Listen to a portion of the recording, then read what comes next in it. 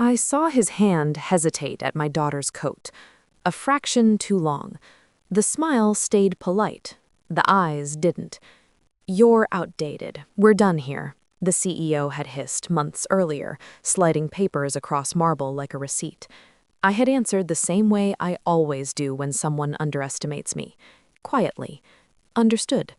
That's how betrayal sounds when it thinks it's winning. The coat was pink, too small for secrets, too innocent for sins. He patted the pocket like a blessing, then straightened, grandfatherly, harmless. I felt the old heat behind my eyes go cold. Rage is loud. Planning is silent.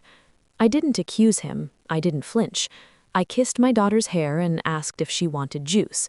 I watched him through the reflection of the window as he stepped outside to take a call. He always took calls when he needed to feel important. I slipped 2 fingers into the pocket and felt the weight. Metal. Wrapped. Not a toy. Not an accident.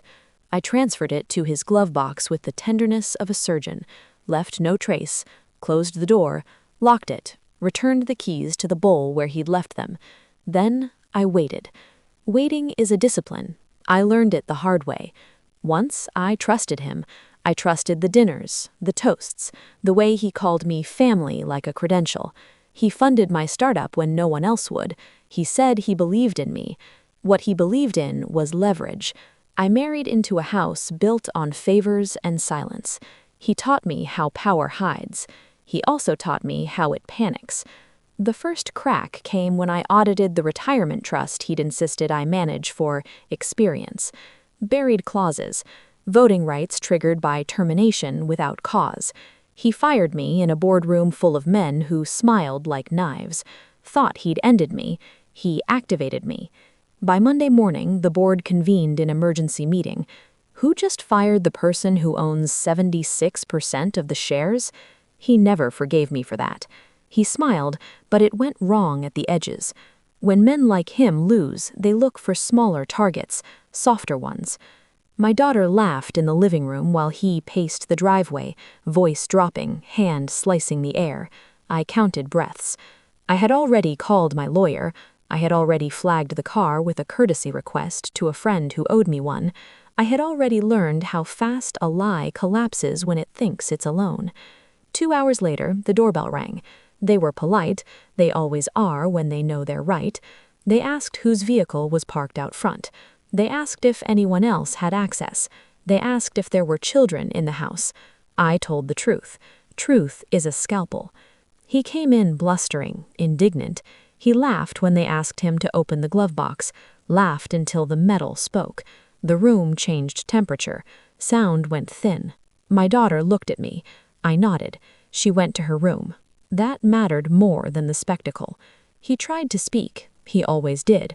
Words had saved him before. They didn't this time. The cuffs clicked. Final. Mechanical. He looked at me like I'd broken a rule we never agreed on, like I'd cheated at a game he invented. I felt nothing. That was the victory.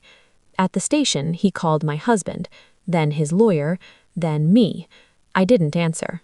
I watched the clock and thought about how carefully he'd raised his hand earlier, how he'd chosen the pocket closest to the zipper.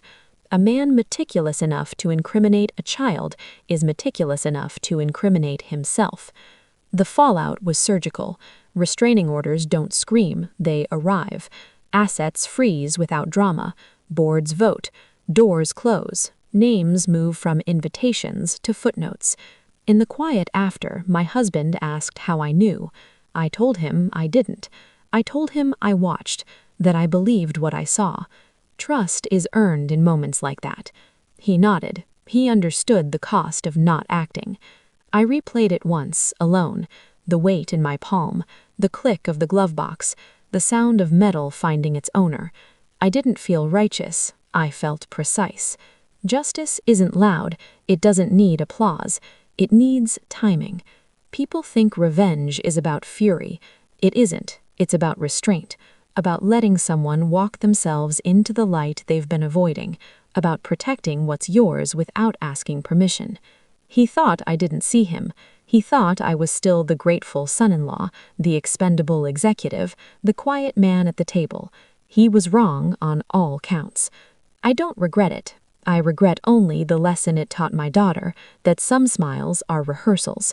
But she also learned this: when something feels wrong, you pay attention.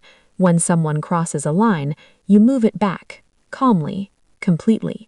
I answered him the way I always do, understood, and then I ended it.